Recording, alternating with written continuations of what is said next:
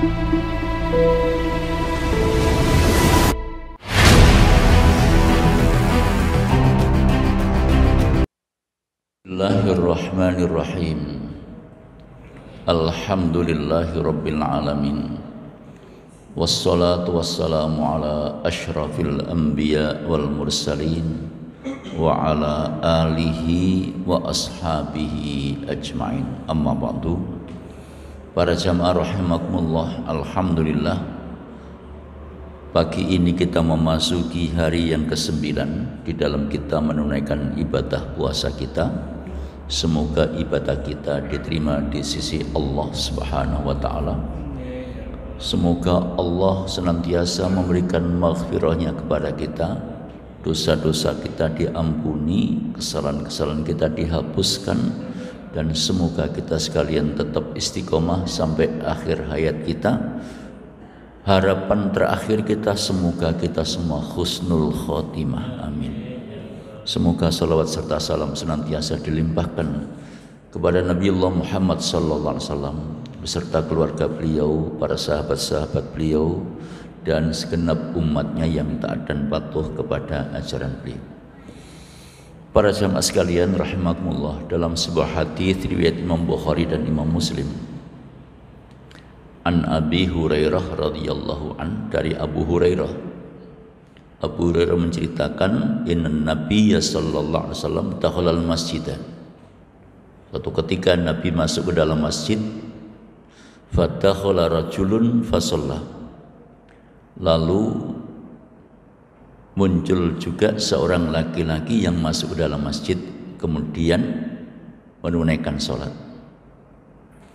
Lantas orang ini kemaja'a ila Nabi sallallahu alaihi wasallam fasallama alaihi. Orang ini kemudian menghadap kepada Nabi, mengucapkan salam kepada Nabi. Qala, kemudian Nabi pun menyambut kedatangannya dengan menjawab salamnya, faradda alaihi salam. Tapi setelah Nabi menjawab salamnya, qala, Nabi kemudian mengatakan, irji fasalli fa innaka lam tusalli. Kembalilah kamu, ulangi lagi sholatmu, karena kamu tadi tidak sholat atau belum sholat. Kemudian orang tadi mengulang lagi sholatnya untuk yang kedua kali. Setelah mengulang sholatnya untuk yang kedua kali, menghadap lagi kepada Nabi. Lagi-lagi Nabi masih mengatakan, irji fasalli fa innaka lam tusalli. Kembalilah kamu, ulangi lagi sholatmu, karena tadi kamu tidak sholat atau belum sholat. Padahal sudah menunaikan sholat. Setelah itu orang tadi kembali lagi, mengulang lagi sholatnya untuk yang ketiga kalinya. Setelah mengulang sholatnya yang ketiga kalinya, menghadap lagi kepada Nabi. Lagi-lagi Nabi mengatakan, irji fasalli fa innaka lam tusalli. Kembalilah kamu, ulangi lagi sholatmu tadi, karena sesungguhnya kamu tadi tidak sholat atau belum sholat. Padahal sudah 3 kali menunaikan sholat. Oleh Nabi masih dinyatakan lam tusalli, kamu tadi belum sholat atau tidak sholat.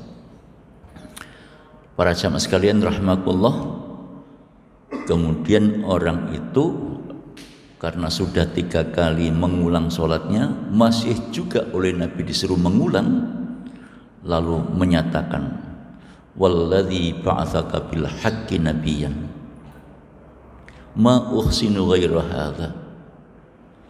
Wahai Nabi, demi Tuhan yang telah mengutus engkau menjadi seorang nabi dengan membawa kebenaran, ma uhsinu ghaira hadza, aku tidak bisa membaguskan sholatku. Yang aku bisa kerjakan ya cuman itu tadi. Oleh karena itu ya Rasulullah, kalau memang sholatku tadi enggak benar, enggak tepat, fa'allimni, maka ajarilah aku. Kemudian setelah itu Nabi menyampaikan kepadanya, idza kumta ila shalah fa asbighil wudu. Kalau kamu akan menunaikan sholat, maka sempurnakan dulu wudu'mu. Yang pertama, Yang kedua, tsumastaqbalal qiblata fakabbir. Kemudian setelah selesai wudu, menghadaplah kamu ke arah kiblat, lalu bertakbirlah. Tsumma qra' ma tayassara ma'aka minal Qur'an. Setelah itu bacalah ayat-ayat Quran yang gampang. Kemudian tsummarka' hatta tatma'inna raki'an. Lantas rukuklah kamu secara tumakninah. Tsummarfa' hatta ta'dila qa'iman. Setelah kamu rukuk, bangkitlah untuk beriktidal, berdiri tegak lurus. Kemudian setelah itu tsummasjud hatta tatma'inna sajidan. Lalu sujudlah kamu secara tumakninah. Kemudian tsummarfa' hatta tatma'inna jalisan. Lantas bangkitlah dari sujud untuk duduk di antara dua sujud secara tumakninah. Tsummaf'al dzalika fi sholati kulliha. Lalu kerjakan untuk semua sholatmu seperti itu. Hadis riwayat Bukhari Muslim. Para jamaah sekalian rahimakumullah, orang yang dikisahkan di dalam peristiwa ini namanya Khalid bin Rafi'. Begitu menurut keterangan kitab Subulus Salam maupun juga yang ada di Nailul Awtar. Nah, dari apa yang terjadi, yang dialami oleh Khalid bin Rafi' itu, ada hal penting yang perlu kita ambil sebagai pelajaran. Kenapa Khalid bin Rafi' sudah menunaikan sholat, kemudian menghadap kepada Nabi, tapi oleh Nabi disuruh kembali untuk mengulang sholatnya, bukan sekali, dua kali, bahkan setelah 3 kali menunaikan sholat masih tetap juga disuruh mengulang. Nah, ini menggambarkan bahwa sholat yang ditunaikan oleh Khalid bin Rafi' itu berarti tidak tepat, berarti tidak benar. Nah, karena itu para jamaah sekalian rahimakumullah, maka kemudian Nabi meluruskan kaifiyah yang dilakukan oleh Khalid bin Rafi', tata cara menunaikan sholat yang dilakukan oleh Khalid bin Rafi'. Para jamaah sekalian rahimakumullah, ketika Khalid bin Rafi' itu menunaikan sholat, kemudian oleh Nabi dinyatakan suruh mengulang, mengulang dan mengulang. Lalu Nabi memberi petunjuk. Yang pertama, idza kumta ilas shalah fa asbighil wudu.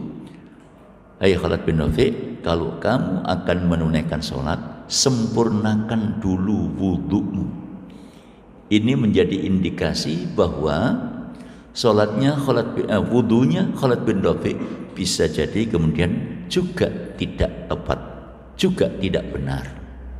Nah, karenanya para jamaah sekalian rahimakumullah, seperti yang hari Jumat kemarin kami sampaikan, hari ini kita ingin mencoba untuk mempraktekkan bagaimana sih sesungguhnya kaifiyah berwudu, kaifiyah sholat dan seterusnya nanti.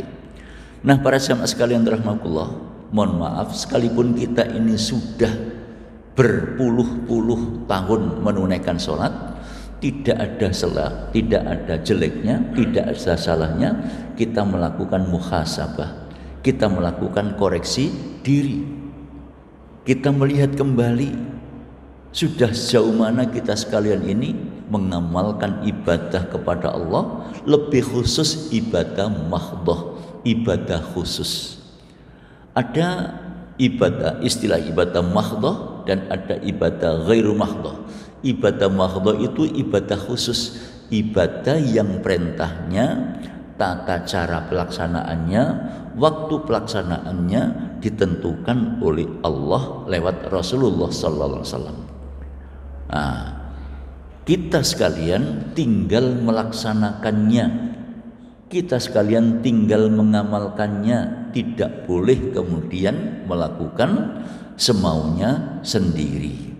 Sebab kalau kita tidak meniru, tidak menyontoh, tidak mengamalkan sesuai yang diperintahkan atau yang dicontohkan oleh Rasulullah, nanti terkena undang-undang yang disampaikan oleh Rasulullah, man amila amalan laisa alaihi amruna fahuwa raddun.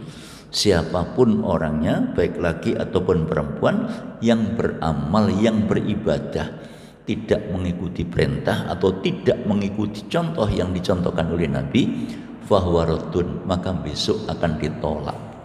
Nah, ini kan gawat gitu loh, ya. Nah, karenanya para jamaah sekalian rahimakumullah, terkait dengan masalah ibadah mahdhah ini, kita sekalian perlu untuk selalu muhasabah, koreksi diri. Berbeda dengan ibadah ghairu mahdhah. Kalau ibadah ghairu mahdhah artinya ibadah umum. Ibadah umum itu segala aktivitas, segala kegiatan yang kita lakukan sepanjang itu diridhai oleh Allah, sepanjang itu tidak dilarang oleh Allah, sah-sah saja. Perintahnya dari Allah, teknis pelaksanaannya dari kita.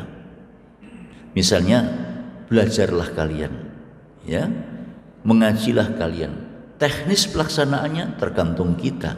Bisa kita lakukan di pagi hari, bisa kita lakukan di siang hari, bisa di malam hari. Kemudian pakai lesehan boleh, pakai duduk di atas meja juga boleh. Nah, itu ibadah ghairu mahdhah. Misalnya dalam hal berbisnis, berdagang apa saja boleh. Tapi ketika seseorang mau berdagang kemudian menggunakan barang dagangan yang diperjualbelikan adalah barang yang diharamkan oleh Allah, nah, itu yang tidak boleh. Ya, jadi orang berdagang kepingin badini akeh lalu kulaan narkoba, mengedarkan narkoba, ini haram karena narkoba itu diharamkan oleh agama.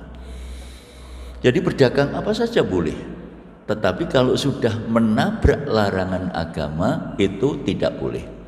Nah, ini kaitannya dengan ibadah ghairu mahdhah. Para jamaah sekalian rahimakumullah, berdagang dengan cara melakukan manipulasi tidak boleh.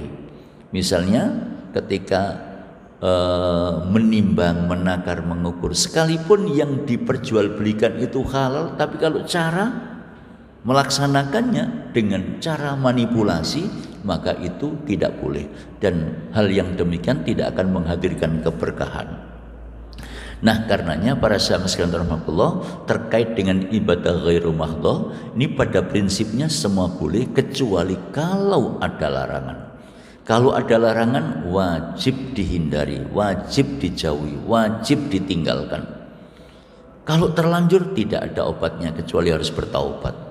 Para jamaah sekalian rahimakumullah, itu kaitannya dengan ibadah ghairu mahdhah. Adapun ibadah mahdhah ini kita sekalian harus mengikuti yang dituntunkan oleh Rasulullah sallallahu alaihi wasallam. Misal, para jamaah sekalian rahimakumullah, terkait dengan pelaksanaan sholat subuh 2 rakaat, sholat maghrib 3 rakaat, sholat zuhur, asar dan isya masing-masing 4 rakaat. Itu karena memang sudah ketentuannya seperti itu. Kita tidak boleh kemudian mengotak-atik. Oh, kalau begitu subuh supaya nanti pahalanya bisa lebih banyak ditambah saja 3 atau 4 rakaat. Ya, tidak boleh, karena memang ketentuannya seperti itu. Begitu pula halnya dengan berwudu. Jadi para jamaah sekalian rahimakumullah, kaitannya dengan berwudu ini juga termasuk wilayah ibadah mahdhah. Ibadah yang perintahnya, tuntunan pelaksanaannya itu semua ditentukan oleh Allah dan dicontohkan prakteknya oleh Rasulullah sallallahu alaihi wasallam. Sebab itu maka kita harus berupaya untuk bisa mengamalkan sesuai yang dituntunkan oleh Rasulullah sallallahu alaihi wasallam. Baik para jamaah sekalian rahimakumullah, terkait dengan perintah berwudu di dalam Al-Qur'an di surat Al-Maidah ayat nomor 6, Allah berfirman, a'udzubillahi minasyaitonirrajim, ya ayyuhalladzina amanu idza qumtum ilas shalah fa asbihil wudu. Idza qumtum ilas shalah faghsilu wujuhakum, ya, faghsilu wujuhakum wa aydiyakum ilal marafiq wamsahu bi ru'usikum wa arjulakum ilal ka'bain. surat Al-Maidah ayat nomor 6. Jadi para jamaah sekalian rahmatullah, itu yang menjadi dasar diperintahkannya kita sekalian untuk berwudu terlebih dahulu sebelum kita menunaikan sholat. Jadi kalau misalnya seseorang akan menunaikan sholat tanpa berwudu terlebih dahulu, maka nanti sholatnya tidak sah.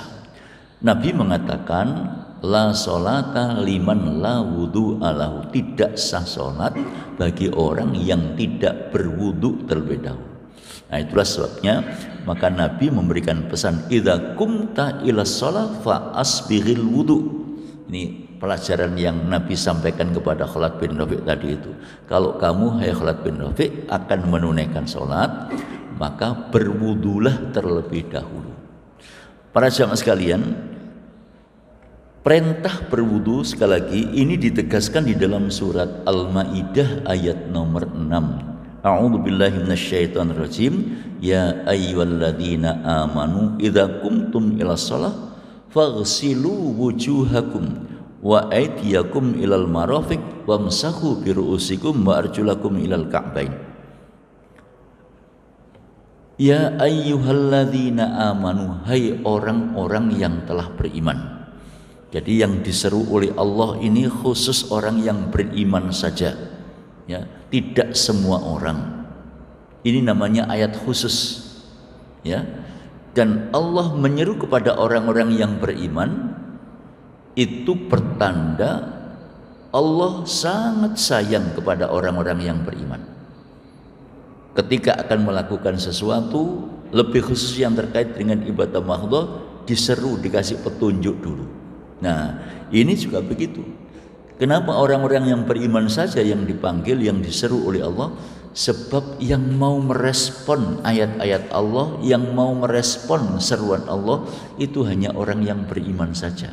Orang yang tidak beriman, mereka tidak akan merespon. Mohon maaf para jamaah sekalian rahmatullah, berapa banyak orang yang mengaku Islam tapi juga belum merasa terpanggil, ya. Banyak orang yang mengaku Islam, kalau ditanya kamu beragama apa? Islam, sholat, tidak lain. Ya, itu berarti iman belum dimiliki. Ya, itu berarti iman belum dimiliki. Sehingga ketika diseru oleh Allah, mereka tidak gembrigah. Nah, jadi para sahabat sekalian Allah, termasuk perintah puasa itu juga ditujukan kepada orang yang beriman. Ya ayyuhalladzina amanu, ya, kutiba alaikumusiyam kama kutiba alal ladzina min qablikum la'allakum tattaqun. Jadi Allah menyeru khusus kepada orang yang beriman terkait dengan sholat Jumat. Ya ayyuhalladzina amanu idza nudiya lis-shalah min yaumil jumu'ati fas'au ila dzikrillah. Terkait dengan pelaksanaan sholat Jumat, yang diseru oleh Allah adalah orang-orang yang beriman, ya, tidak semua orang. Artinya orang-orang yang betul-betul membenarkan syariat Allah dan siap melaksanakan syariat itu, ya, dan menjauhi larangan-larangannya. Oleh karena itu kalau misalnya kita perhatikan ayat itu, andaikan orang yang sudah menyatakan beriman, ya, itu sungguh-sungguh, tentu masjid-masjid kita ini tidak akan muat. Sebab jumlah umat yang mengaku beriman, yang mengaku Islam itu banyak, ya. Jumlah umat yang mengaku Islam itu banyak sekali. Jadi contoh misalnya di Gresik ini kurang lebih penduduk 1.300.000 orang, ya, 1.300.000 orang. Katakan misalnya yang sudah masuk usia balik misalnya 700.000, sementara masjid yang ada di Gresik ini berapa jumlahnya? Apakah kira-kira sudah memenuhi daya tampungnya? Lah ini kenyataannya para jamaah sekalian rahmatullah, ketika hari Jumat itu dilaksanakan salat Jumat, tidak jarang kita jumpai di jalan banyak orang yang begitu santai duduk-duduk tanpa peduli dengan seruan yang terkait dengan pelaksanaan salat Jumat. Andaikan misalnya hal itu dipenuhi, tentu masjid-masjid yang ada ini tidak mencukupi daya tampungnya. Nah, itu menggambarkan bahwa sesungguhnya seruan Allah ini belum menembus kepada umat secara keseluruhan. Jadi tidak jarang kita jumpai orang yang mengaku Islam tapi belum terpanggil ketika mereka itu diseru oleh Allah lewat seruan ya ayyuhalladzina aman. Apakah itu yang terkait dengan seruan berpuasa? Apakah itu yang terkait dengan seruan apa itu namanya salat Jumat dan seruan-seruan yang lain? Termasuk seruan membayar zakat, ya. Termasuk seruan membayar zakat, seruan berinfak. Semua itu membuktikan betapa sesungguhnya di kalangan umat kita masih banyak yang belum tergugah untuk memenuhi seruan Allah dengan panggilan ya ayyuhalladzina amanu itu. Karenanya tidak heran kalau pada zaman Nabi dulu ada sekelompok orang Arab Badui yang menghadap kepada Nabi seperti yang diungkapkan di dalam surat Al-Hujurat ayat nomor 14. Qalatil a'rabu amanna. Ada sekelompok orang-orang Arab Badui yang menghadap kepada Nabi kemudian mengatakan kepada Nabi, amanna, kami telah beriman. Para jamaah sekalian rahmatullah, tetapi ketika yang bersangkutan menyatakan kami telah beriman, kul lam tu'minu walakin qulu aslamna. Saat itu Allah turunkan ayat ini kepada Nabi untuk menjelaskan, katakan Muhammad kepada mereka, lam tu'minu, kamu itu belum pantas menyatakan beriman. Mengapa? Ya.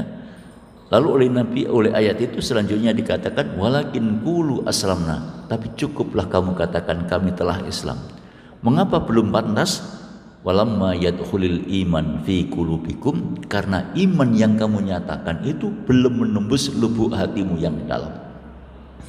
Jadi pengakuan sebagai orang yang beriman itu masih pada tingkat di bibir saja, belum sampai tembus ke lubuk hati yang dalam. Karenanya para jamaah sekalian rahmatullah, oleh Allah dikatakan lam tu'minu walakin qulu aslamna. Kamu belum pantas untuk menyatakan amanna, belum pantas menyatakan beriman, tapi cukup kamu katakan kami telah Islam.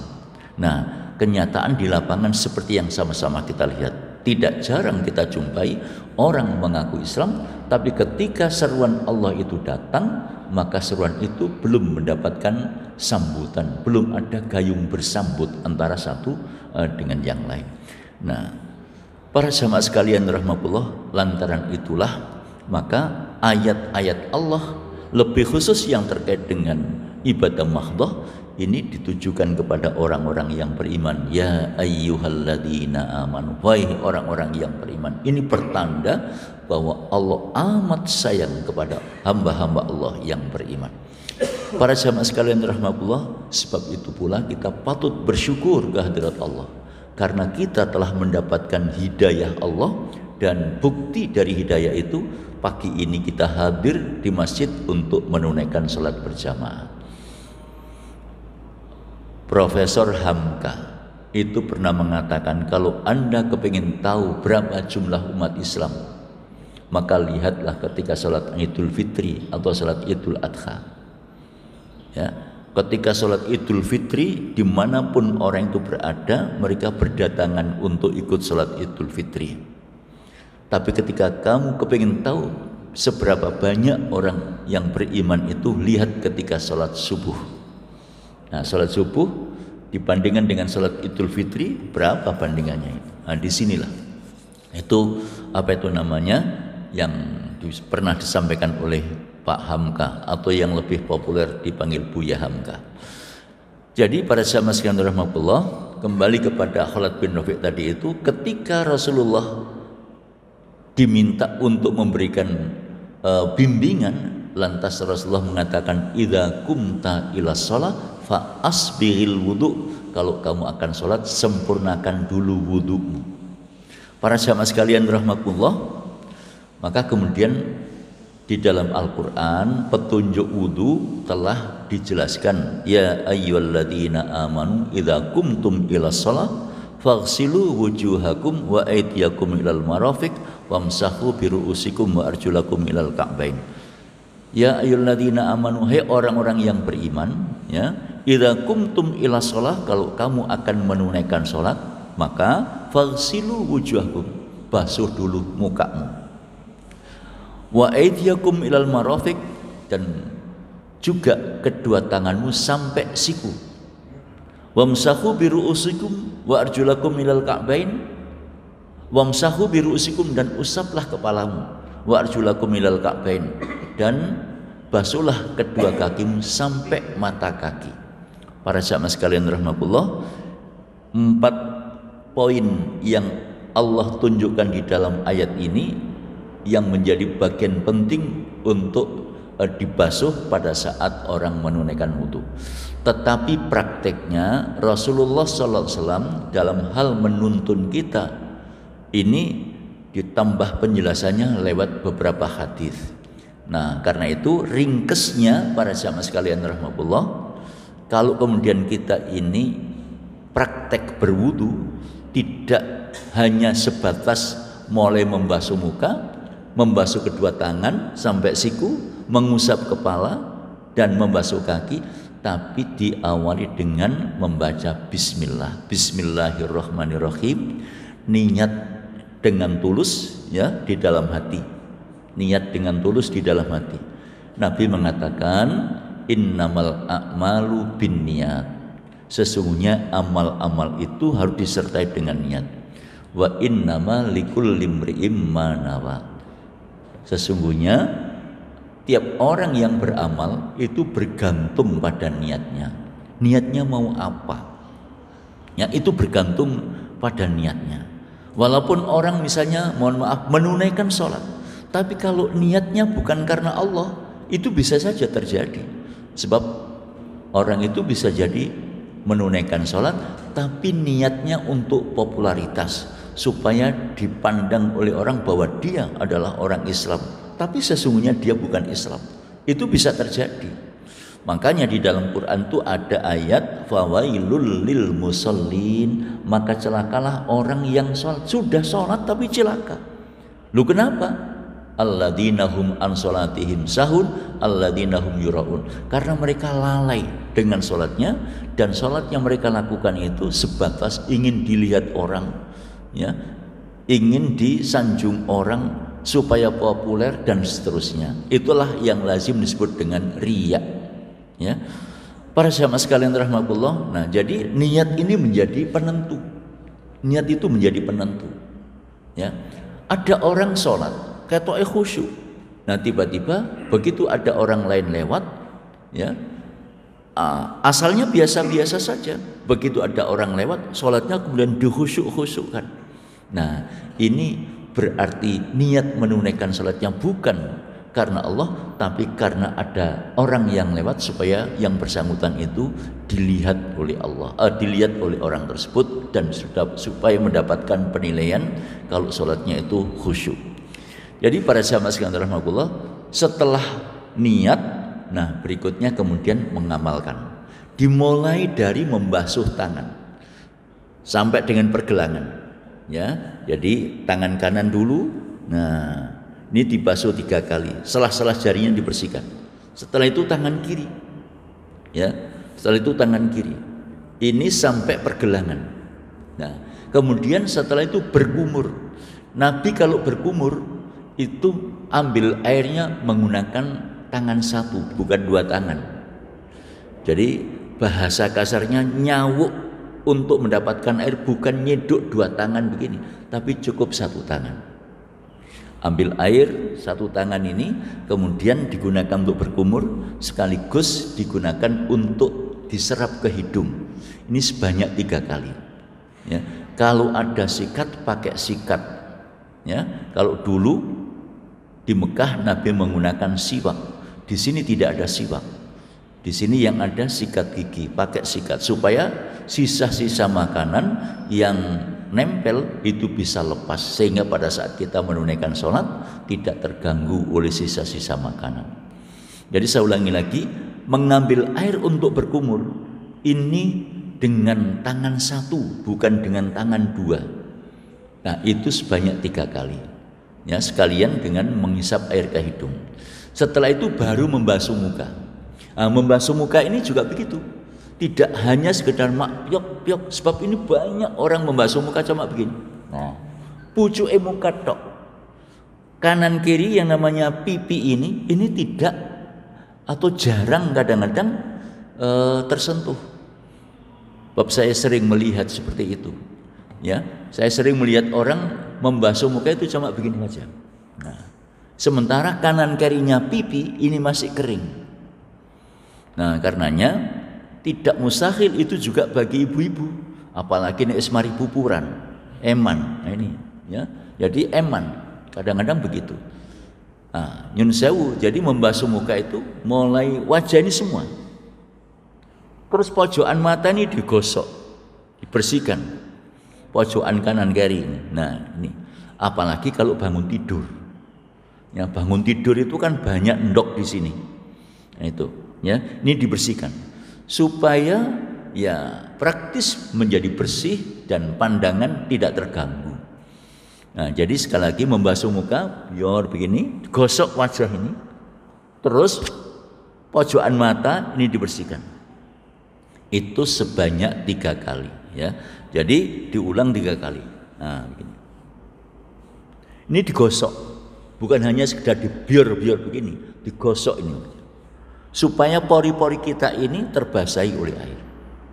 Ya, sekali gosok pojokan mata kanan kiri ini, kemudian ambil lagi, ya, yang kedua, ambil lagi yang ketiga. Nah, setelah membasuh muka, membasuh tangan kanan. Yang kanan dulu sampai sak ndukure sikut. Ya, sampai sak ndukure sikut. Yang kanan dulu. Setelah itu yang kiri. Sampai sak ndukure sikut. Digosok. Bukan hanya begini. Banyak, ya, banyak terutama anak-anak muda kalau wudu cuma begini aja. Nah, tangannya diturun sore pancuran. Itu belum tentu kemudian seluruh kulit yang ada di tangan ini basah oleh air. Karena itu perlu digosok, apalagi kalau berminyak. Apalagi kalau nyelempit begini. Ini bisa jadi sininya kering itu. Ya. Jadi setelah dibawa ke pancuran digosok ini. Dari ujung jari ke atas siku. Nah, ini sebanyak 3 kali, lalu yang kanan bukan begini. Bukan serempangan begini. Ya, tapi kanan dulu diselesaikan 3 kali, baru yang kiri. Sekali lagi sampai sak ndukure sikut. Ya, sebab itu nanti akan bercahaya kata Nabi di hadapan Allah. Nah, berikutnya mengusap kepala. Nah, mengusap kepala ini memang bahasanya Al-Quran cuma wamsahu biru'usikum. Usaplah kepala kamu. Karena tidak ada kejelasan, bisa jadi orang mengusap kepala bagian depan, bisa bagian samping, bisa atas, bisa belakang. Jadi bisa jadi kalau ini misalnya disuguhkan kepada 10 orang, bisa jadi kemudian mereka itu akan mengusap di mana mereka suka. Tapi bagaimana prakteknya Nabi mengusap kepala? Nabi mengusap kepala dari depan, ditarik ke belakang. Nah, kemudian dari belakang ditarik lagi ke depan. Telunjuk masuk ke telinga, jempolan di belakang diletakkan di belakang telinga, terus digeser. Nah, jadi kalau Nabi mempraktekkan berwudu tidak ditutul begini. Nabi mempraktekkan mengusapnya dari depan tarik ke belakang, dari belakang tarik lagi ke depan. Nah, kemudian langsung telunjuk masuk telinga. Setelah itu jempolan diletakkan di belakang telinga terus digeser. Nah, ini khusus mengusap kepala, ya, dan telinga itu sekali saja. Itu yang dipraktekkan Nabi. Mengusap kepala sekali lagi sekali saja, ya. Para jamaah sekalian rahmatullah, setelah itu kemudian membasuh kaki kanan dulu sampai di atas mata kaki dengan membersihkan selah-selah jarinya. Selah-selah jari kaki itu dibersihkan, ya. Dan tidak cukup hanya didekek nisori pancuran, Nah, ini sering terjadi begitu. Kaki cuma dekek di belakang, di bawah pancuran tanpa digosok. Sementara kita harus sadar selah-selah jari ini bisa jadi kalau cuma begitu masih kering. Ya, karena itu ketika membasuh kaki pun selah-selah jarinya ini harus dibersihkan, dibuka, digosok-gosok supaya kemasukan air sampai di atas mata kaki.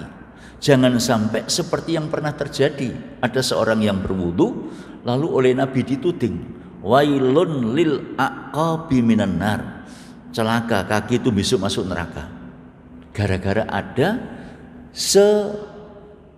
kulit yang sebesar kuku yang belum terbasahi oleh air. Ada tumitnya itu yang belum terbasahi oleh air. Jadi bisa jadi itu kelewatan begitu sehingga kelihatan oleh Nabi, dituding oleh Nabi, wailun lil aqabi minan nar, kaki itu masuk neraka gara-gara ada tumit yang belum terbasahi oleh air sebesar kuku. Nah, oleh karena itu maka perlu digosok. Itu bisa jadi wilayah tangan, bisa jadi wilayah pipi, bisa jadi wilayah kaki. Itulah sebabnya maka membasuh kaki tidak cukup hanya sekedar dekek nisori pancuran kran, tapi juga digosok. Yang kanan dulu diselesaikan, lalu yang kiri. Nah, begitu apa itu namanya gambaran sederhananya. Setelah selesai berwudu, kemudian membaca asyhadu alla ilaha illallah wahdahu la syarikalah wa asyhadu anna Muhammadan abduhu wa rasuluh. Kata Rasulullah, orang yang selesai berwudu kemudian membaca asyhadu alla ilaha illallah wahdahu la syarikalah wa asyhadu anna Muhammadan abduhu wa rasuluh, maka nanti 8 pintu surga itu akan dibuka blak oleh Allah. Lalu yang bersangkutan itu akan dipersilakan untuk masuk lewat pintu yang mana saja. Masya Allah. Kalimat ini sederhana kan? Gampang diucapkan. Dan saya kira kita semuanya sudah hafal. Cuma prakteknya yang kadang-kadang terabaikan.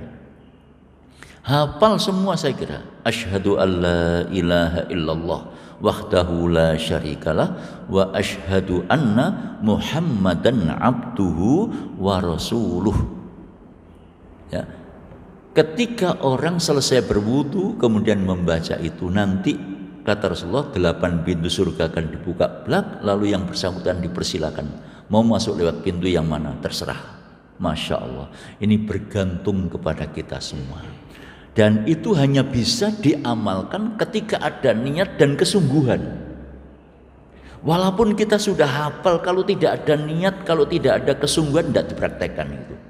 Nah, ini para sahabat sekalian rahmatullah, sementara yang dapat kami sampaikan globalnya seperti itu, rinciannya nanti akan kita jelaskan pada saat yang lain sesuai dengan tuntunan yang ada di dalam buku Himpunan Putusan Tarjih Muhammadiyah. Jadi Muhammadiyah berupaya untuk bisa merumuskan kaifiyah, apakah itu kaifiyah sholat, kaifiyah berwudu dan yang lain-lain berdasarkan hadis-hadis yang dipandang rojih, yang dipandang paling kuat dibanding yang lain. Terkait dengan orang lain mengamalkan di luar itu hak mereka, itu urusan mereka. Tapi Muhammadiyah berupaya untuk membimbing umat ini dengan merujuk kepada petunjuk Al-Quran dan berdasarkan tuntunan Rasulullah, yang semua itu dihimpun dalam HPT, Himpunan Putusan Tarjih Muhammadiyah. Dan kalau kemudian melaksanakan seperti itu pakai sidang, ya, pakai musyawarah, menghadirkan para ahli di bidangnya untuk membahas, terjadi diskusi, bahkan terjadi debat yang lumayan panas, ya, tetapi tetap dalam suasana dingin. Itu para sahabat sekalian rahmatullah, barangkali ini sementara, ya, mudah-mudahan Allah senantiasa merahmati kita dan mudah-mudahan Allah membimbing hati, pikiran dan langkah kita untuk tetap istiqomah di jalan yang lurus. Kurang lebihnya mohon maaf. Assalamualaikum warahmatullahi wabarakatuh.